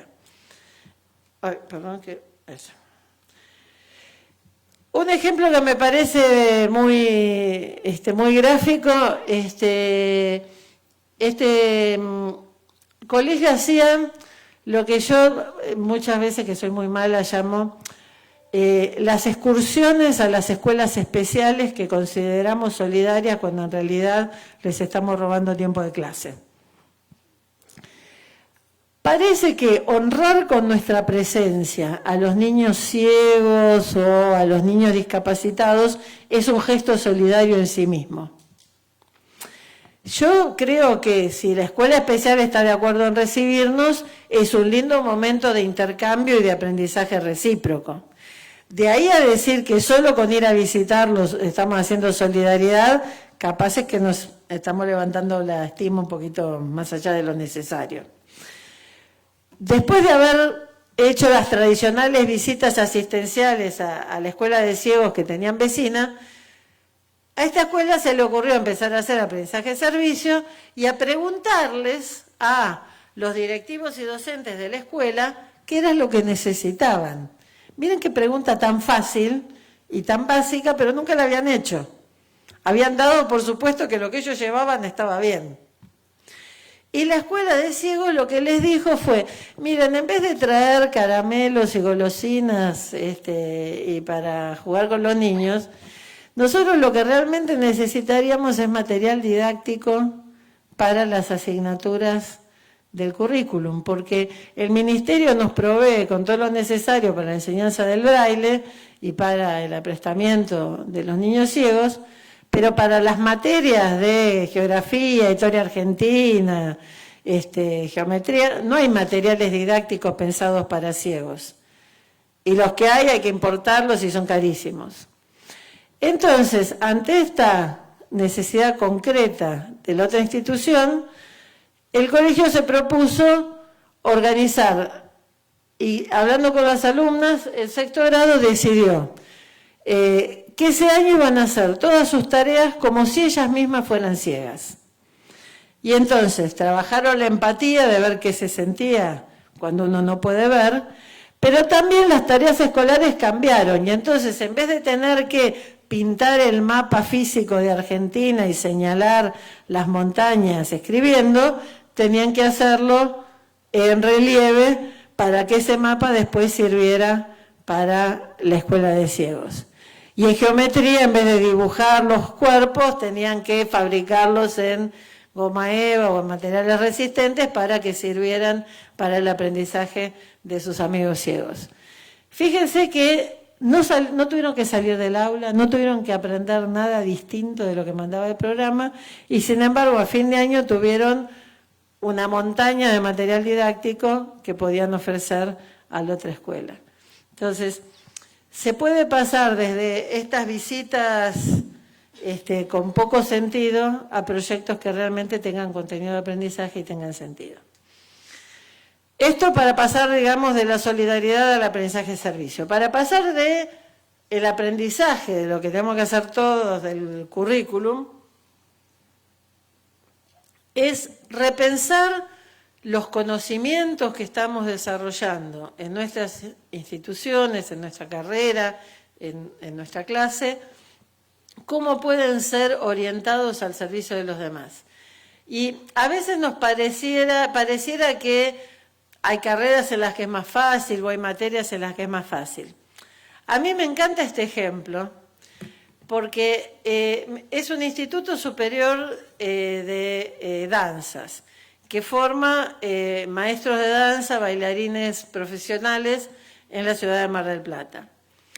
Cuando empezaron a hacer aprendizaje-servicio, se plantearon que ellos siempre organizaban eventos artísticos, conciertos, recitales, como suele suceder, a los que iban los parientes, los amigos, la gente del barrio, y que se hacían a beneficio de la institución, a beneficio del viaje de fin de estudios, hasta que se les ocurrió que como parte de las prácticas docentes, podían ir y ofrecer lo que ellos sabían hacer, que era bailar, a escuelas primarias de la periferia de la ciudad que no tienen acceso ni al teatro, ni al ballet, ni a la danza. Y entonces las futuras profesoras de danza siguen yendo a estas escuelas primarias, y entonces les ofrecen un espectáculo de danza clásica. Pero después organizan actividades con los niños de expresión corporal, de baile, para aproximarlos a esta disciplina artística y mostrarles que también ellos pueden tener acceso a esta disciplina artística tan poco frecuente, al menos en nuestro currículum escolar. Para mí es un muy buen ejemplo de que desde cualquier disciplina o actividad hay algo que se puede dar a la comunidad. Siendo realistas, a veces hay actividades en donde tenemos un poquito de aprendizaje, un poquito de servicio, un poco desconectados, no siempre muy grandes, y entonces están los dos con minúscula. A veces tenemos más solidaridad que aprendizaje, y a veces tenemos más aprendizaje que solidaridad. Y esto, en el trayecto de la vida de un proyecto, puede suceder. Lo que me parece importante subrayar es que a lo que estamos apuntando para tener proyectos de verdadera calidad es a que tengamos proyectos en donde esté igual de claro qué es lo que se aprende y qué es lo que se ofrece a la comunidad, que los dos sean igualmente significativos y que estén estrechamente vinculados. Y entonces, en función de eso, la gran pregunta es cómo desarrollar proyectos, prácticas de aprendizaje-servicio que sean realmente de calidad y en donde no se aprenda la lección equivocada. Yo ahora voy a pasar muy rápido algunas diapositivas porque son contenidos que los tienen en la publicación, pero me parece importante marcar como estos 3 pasos, que serían como recomendaciones en base a la experiencia. La primera es que siempre es importante partir de lo que ya se está haciendo en la propia aula, en la propia disciplina, en la propia institución. Cuando uno quiere empezar desde cero con un proyecto faraónico, normalmente fracasa. Y es muy importante que estos proyectos nazcan desde la cultura institucional propia de cada institución. Bien, nosotros nos ha pasado desde asesorar a escuelas como las de Fe y Alegría, que tienen un gran contenido confesional, que tienen un perfil institucional muy claro, hasta escuelas de universidades nacionales que tienen una historia y una tradición completamente diferente.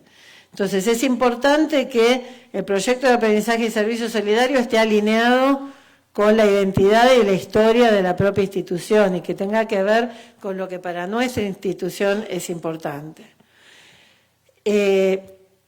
Si estamos en una institución que tiene una enorme tradición social, bueno, es mejor partir de ese trabajo social y ver cómo se lo vincula con lo académico que querer empezar un trabajo social nuevo, ¿sí? El segundo punto es, cuando uno mira con esta lupa del aprendizaje-servicio, muchas veces descubre que ya hay cosas que se están haciendo. Y entonces está bueno fortalecer, alentar lo que ya se está haciendo y ver cómo lo mejoramos y lo fortalecemos. Y también en muchas instituciones hemos visto como, la formación docente tiende, al menos históricamente, tendía al individualismo y a un cierto nivel de omnipotencia de que el maestro, el titular de cátedra, somos como los reyes absolutos del siglo XVII, ¿sí? Y en cambio me parece que sobre todo las nuevas generaciones de docentes quizás ya está empezando a cambiar. Necesitamos aprender a trabajar en equipo con otros educadores. A veces es muy satisfactorio para la autoestima ser el docente solidario de la institución. Pero es mucho más efectivo para nuestros estudiantes si hay un equipo de docentes solidarios y vamos avanzando desde el kiosquito hasta un proyecto institucional que abarque a toda la institución. Cuando los investigadores señalan cuáles son las claves para que el aprendizaje de servicio tenga calidad e impacte en los resultados académicos, dicen que hay dos cuestiones críticas.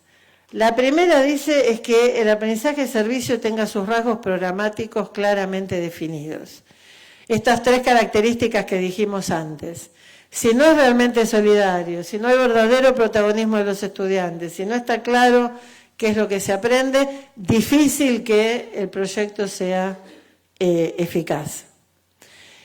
Pero en el camino del proyecto hay factores mediadores que son los que tienen que ser movilizados. La autoestima, la conducta prosocial, la motivación, el compromiso, que si no está por parte de los alumnos el apoderarse del proyecto, el hacerlo suyo, el sentirse comprometido, va a fallar el proyecto. Cuando todos estos factores se dan, los impactos, no solo en lo académico, sino también en la inclusión, son muy fuertes.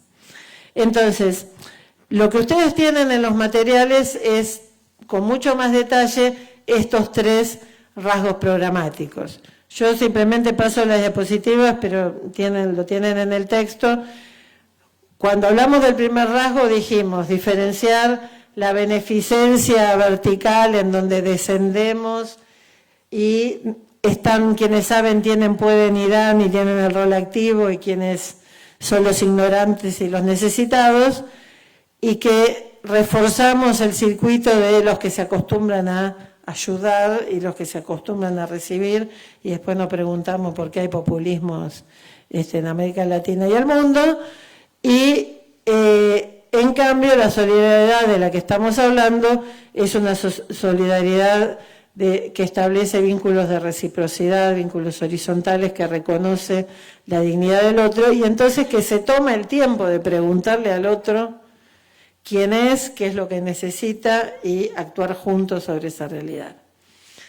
Esto lo van a tener en el texto, son las diferencias entre la beneficencia vertical y la solidaridad horizontal. Yo me detengo solo en la primera y la última. Es importante, más que aprender a dar o a distribuir lo que me sobra, aprender a compartir. Porque la medida de la necesidad del otro es también la que me implica la obligación y la responsabilidad con el otro. Y para que no sea una beneficencia ingenua, tenemos que tener presente cuáles son los derechos, cuáles son las cuestiones que tienen que ver con la equidad y la justicia que están involucradas. De acuerdo a la edad de nuestros estudiantes, es importante plantearse. Muchas veces nuestros adolescentes son muy románticos y creen que porque fueron a repartir golosinas una vez por el año, ya hicieron todo lo que podían hacer, y con eso no se modifica nada. Entonces es necesario ir a las cuestiones de fondo. En estas cuestiones de fondo, vieron el dicho de que mejor que regalar el pescado es enseñar a pescar. Un amigo de un centro comunitario dice que a veces si no comieron es difícil que sostengan la caña de pescar, y que aunque enseñemos a pescar, si no hay al menos una lagunita, es difícil que les sirva de algo enseñarles a pescar. Y entonces nosotros usamos esta imagen para hablar de las 3 dimensiones que puede tener nuestra solidaridad. Una dimensión que es legítima y que es necesaria, que es la atención directa a la emergencia. Si la gente está pasando hambre o le pasó el terremoto por encima, hay que atender a la emergencia. Pero, así como hay que atender a la emergencia, necesitamos apuntar al intercambio y la transferencia de saberes, porque si no se desarrolla la propia comunidad, si no se hace autónoma, si no se hace capaz de crecer por sí misma, vamos a estar juntando alimentos no perecederos por los próximos 500 años. Pero está esta tercera dimensión, que es el impulso a los procesos de desarrollo local, que sería asegurarse que al menos haya una lagunita, ¿sí? Y en ese sentido me encanta esta experiencia de la Universidad de Rhodes. La Universidad de Rhodes está en Sudáfrica, era la universidad de los ingleses, era una universidad para blancos, totalmente segregada, que después de Mandela y la caída del apartheid se convirtió en una universidad integrada que está trabajando muy comprometidamente en aprendizaje y servicio. Y entonces, en este proyecto es darle acceso a Internet a comunidades rurales. Hay un elemento de distribución de bienes. Le llevan las computadoras, le instalan las antenas, le instalan el generador eléctrico. Sí, hay una entrega de bienes. Pero también hay una transferencia de saberes. Los estudiantes les enseñan a la gente de las poblaciones rurales a aprender a usar las computadoras. Y esto lo hacen para todo un conjunto de aldeas, de manera que haya toda una comunidad que tiene acceso a Internet y que puede repensar cómo desde Internet pueden potenciar sus actividades productivas, pueden potenciar su acceso a la educación, pueden potenciar su comunicación con el resto del país. ¿Sí? Entonces, es un proyecto que tiene incluidas las 3 dimensiones. Van a ver en la publicación la importancia del protagonismo juvenil. Ahí es una niñita de jardín de infantes que está plantando el arbolito que ella cultivó para ayudar a reforestar un bosque prehistórico incendiado, el del Parque Nacional Los Alerces en Argentina. Si ven, está el papá al costado, pero la que planta su árbol que ella cultivó con mucho cuidado y que aprendió que no es nada fácil cultivar un arrayán o cultivar un pehuen que sobreviva, lo está plantando ella con una pala que es casi tan grande como ella, pero ella es la protagonista de su proyecto. Y está empoderada y sabe perfectamente qué es lo que quiere hacer y cuál es su contribución al medio. Este protagonismo es un trabajo colaborativo, no solo en equipo entre los estudiantes, sino que es un protagonismo que se abre a aprender a trabajar con la comunidad, con distintas organizaciones, y esto en sí mismo tiene un potencial educativo enorme. Y finalmente, en cuanto a los contenidos curriculares, hay proyectos que es una asignatura, un proyecto. Esta es la cátedra de lenguaje visual 3, es la cátedra final de las carreras de diseño en la Universidad Nacional de La Plata. El trabajo final era producir un libro, que vieron cómo se hace muchas veces en las universidades, que todo es simulación. Se producía un libro que después adentro lo único que decía era lore ipsum, lore ipsum, lore ipsum, que es la frase de Gutenberg que usan todos los diseñadores cuando no saben qué poner en el texto.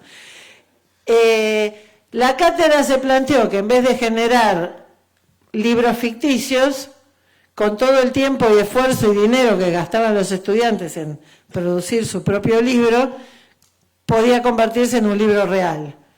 Y entonces se hicieron acuerdos con distintos escritores de literatura infantil que donaron cuentos y ahora llevan producidos centenares de libros de cuentos reales y preciosos como los que ven en la foto, que son donados a salas de hospitales de niños, a escuelas de la periferia, de manera de que todo el aprendizaje de la cátedra queda plasmado en un objeto que es en sí mismo la actividad solidaria. Junto a eso hay actividades mucho más complejas. Este es un proyecto de la Universidad Javeriana de Cali de apoyo a productores cafetaleros, en donde los de agronomía los ayudan a generar una producción de café orgánico de mayor calidad. Los de economía los ayudan a generar cooperativas que funcionen más sólidamente. Los de marketing y diseño le generaron el packaging y la marca Garitea.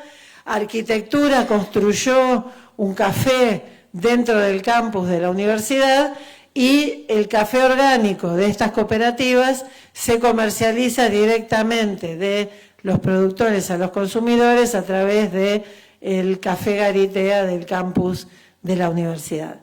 En esta experiencia estuvieron involucrados más de 400 estudiantes, 3 facultades, 90 departamentos diferentes. Entonces hay toda una red curricular muy tupida, a su vez en colaboración con organizaciones fundamentales del ámbito rural. Esto para decir, se puede hacer aprendizaje de servicio muy simple o muy complejo. Termino con recomendaciones rápidas. Hay bibliografía sobre los distintos anclajes curriculares que puede tener el aprendizaje de servicio en la educación superior, en publicaciones que van a encontrar en nuestra página. Yo voy a pasar, porque me fui mucho de tiempo.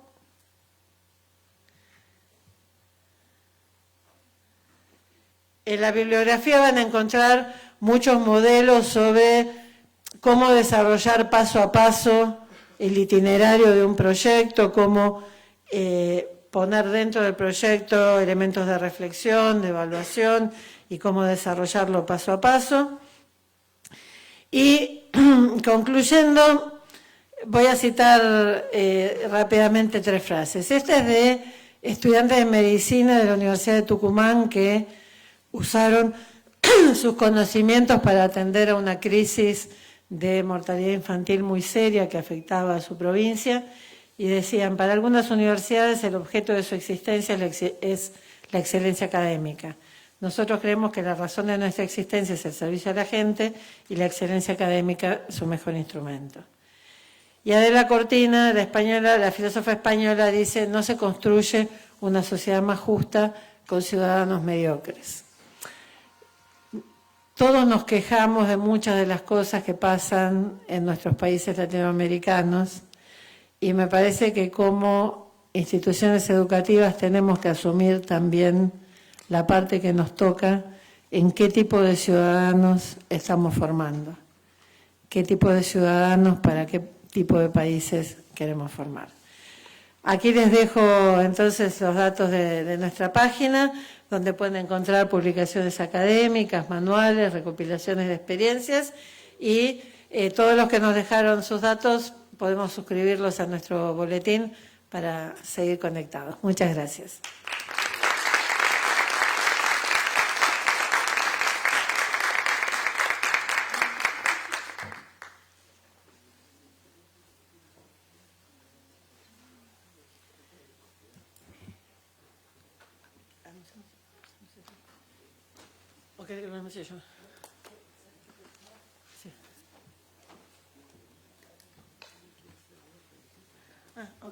Bueno, a ver, tenemos tiempo como para 2 preguntas. Así que los primeros valientes que levanten la mano.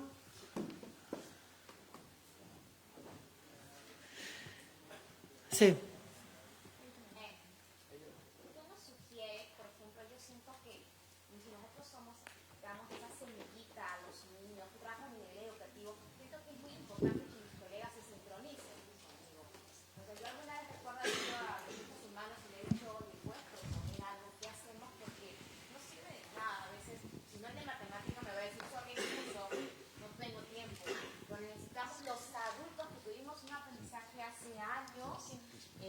Nuevamente recuperar eso y decir, hagamos un cambio, pero yo mismo, Entonces, a veces siento que si bien nosotros nos proyectamos en la niñez o en los jóvenes, los adultos tenemos que reaprender. Creo que si yo no hubiese vivido las experiencias con mi papá, que él era médico de niñas huérfanas y estudié con esas niñas y él me dio esa oportunidad, yo no entendería, pero no necesariamente mi colega al costado lo ha sentido. ¿Qué sugerencias nos da para nosotros motivar a nuestros iguales a generar ese cambio? Mira, justamente cuando hablamos del itinerario de un proyecto, el primer paso es la... quedó desconectada la presentación. Eso.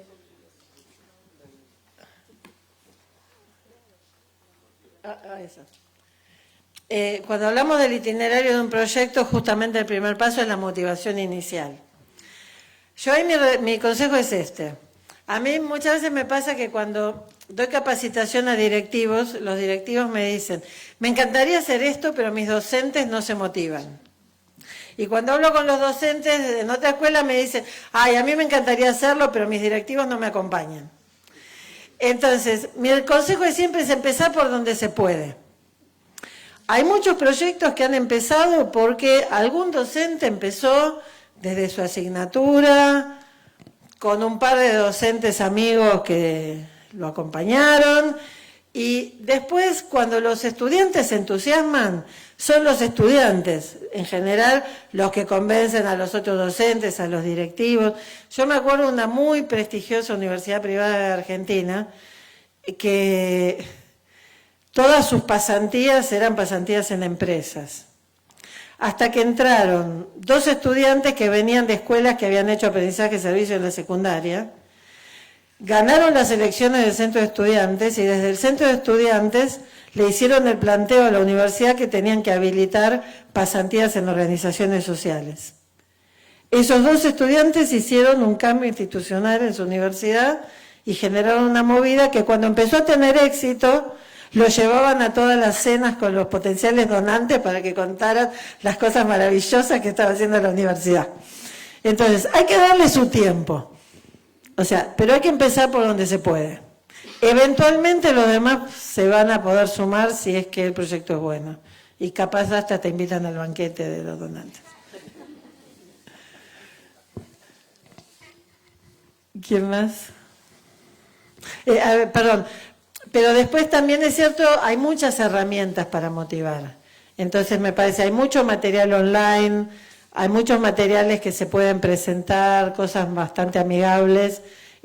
Ahí yo les puse algunos ejemplos nada más, pero en la bibliografía que tienen en el cuadernillo van a tener más. Por allá había otra, sí. En una realidad donde vemos que muchas veces estamos perdiendo la sensibilidad. Muchas de las personas desconocen sus derechos, que por eso también aceptan, por ejemplo, el tema del transporte, el tema de muchas cosas que nos suceden en el tema de estudios también. ¿Cómo esta iniciativa que también se enlaza con el aprender haciendo, con el trabajo sobre evidencias, lo que usted menciona, cómo deberíamos de incentivar para que esto no se queden como iniciativas, sino que ya incorpore y sea mucho más grande, porque vemos que se pierde? En esto hay una gradualidad, o sea, todos los que estamos en educación sabemos que no es como, no sé, las obras públicas que se puede cortar la cinta, se hace la inauguración y ya está. Estos son procesos que llevan tiempo. Como decíamos antes, me parece que el primer paso es generar lo que yo llamo el efecto demostración. Es necesario empezar con pequeñas experiencias, pero que ya demuestren que es posible hacer. Mostrar experiencias de otros. Mañana a la mañana hay un panel de experiencias peruanas, porque me parece que yo les puedo mostrar las experiencias que se hacen en Argentina, en Colombia, pero tiene otro color cuando uno dice escuelas que están en el mismo contexto, universidades que están en el mismo contexto, están haciendo esto. Entonces, el primer paso sería el efecto demostración. El segundo paso, y es lo que estamos intentando con la red peruana, es generar sinergia entre los que ya están trabajando en esto. Porque como normalmente nadie es profeta en su tierra, Uno puede hacer un buen proyecto en su institución, pero si le dices, pero mirá que la universidad tal ya lo está haciendo, y en Harvard es obligatorio, tiene otro color, ¿sí? Entonces, por otro lado, si nos ayudamos entre los que estamos, también le vamos encontrando más fácilmente soluciones a las problemáticas locales. Pero me parece que sobre todo hay una dimensión que es la de la institucionalización del aprendizaje-servicio que lleva tiempo. Siempre tienen que estar el grupito de los locos que empezaron y que se animaron a empezar aunque nadie sabía de qué estaban hablando.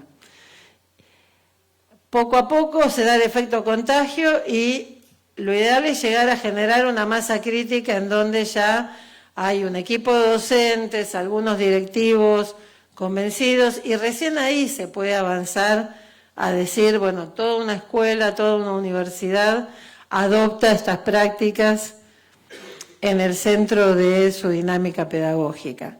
No como la única, porque hay muchas otras alternativas, pero la verdad es que en este momento que todo el mundo habla del aprendizaje en base a proyectos, el aprendizaje de servicio es un aprendizaje en base a proyectos de compromiso social, de actividad solidaria. Y entonces, este aprendizaje en base a proyectos solidarios puede ser transversal a toda la institución y quedar instalado. Nosotros tenemos la experiencia, sobre todo en Argentina, que se llegó a una dimensión siguiente, que es la inclusión en las políticas educativas. En Argentina el aprendizaje de servicio está en las políticas educativas desde 1997 y está incluido explícitamente en la Ley de Educación Nacional y hay recursos nacionales de apoyo a la promoción del aprendizaje de servicio, más allá de todos los cambios de gobierno y de ministros que hemos tenido en los últimos 20 años. Entonces, se llega a través de un proceso y es importante tenerle paciencia al proceso, pero ir dando los pasos hasta la institucionalización.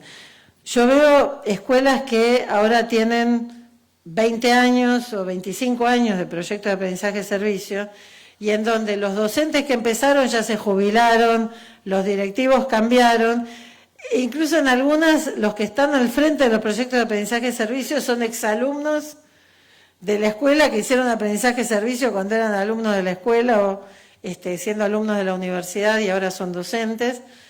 Pero hay que darle tiempo y tener la constancia de seguir haciendo el proyecto a pesar de las dificultades. Solo para adicionar, justo el profesor en sus clases que llevé sobre con responsabilidad social y también con otros estudios que hice, identifiqué de que un grupo de personas no pueden cambiar el mundo.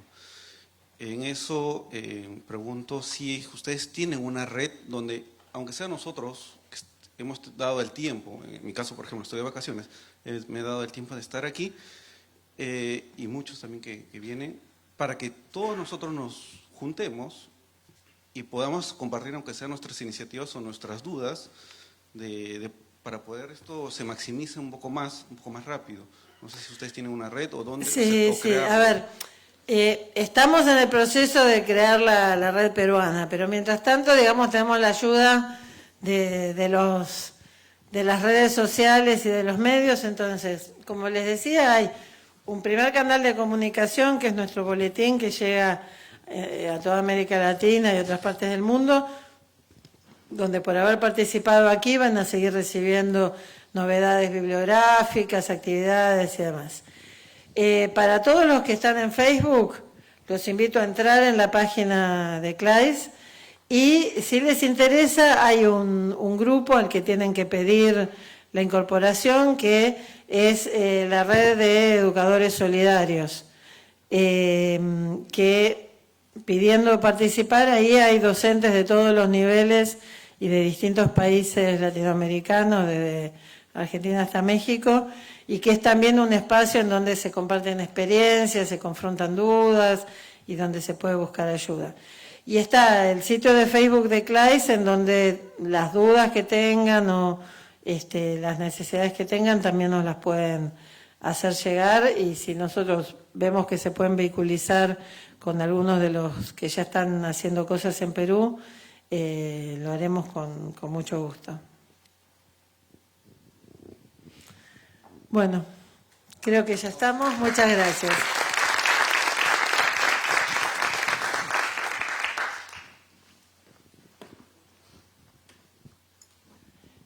¿Anunciamos el café?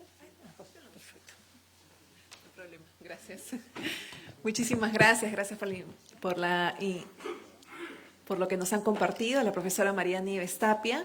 Les agradecemos también a ustedes. Los vamos a invitar, por favor, a que puedan pasar al coffee break, una breve pausa. Por favor, unos 15 minutos, estamos acordando el tiempo, pero antes vamos a invitar al comité organizador a tomarse una foto. Los asistentes también, por favor, no se muevan. Vamos a tomar una fotografía protocolar de este encuentro.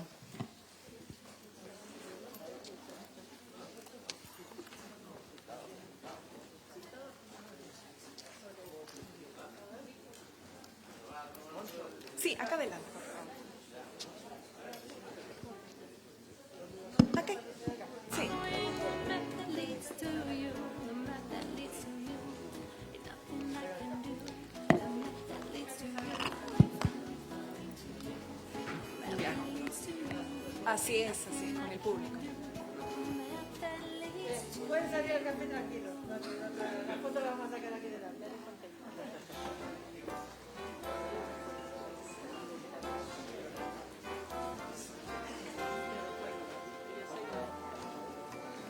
Ya, sin público, Isis.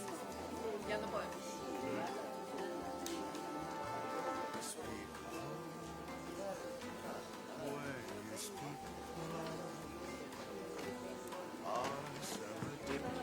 Les pedimos por favor que en unos 15 minutos estemos de regreso para que no se pierdan el panel ¿Cuál es la expectativa para la solidaridad en las políticas educativas peruanas? Muchas gracias.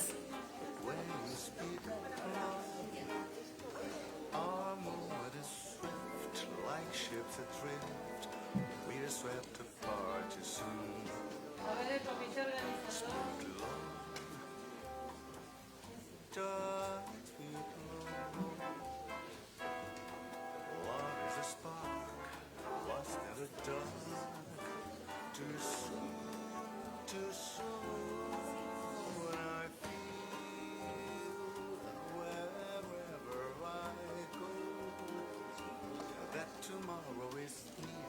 Tomorrow is here, and always too soon to see. Time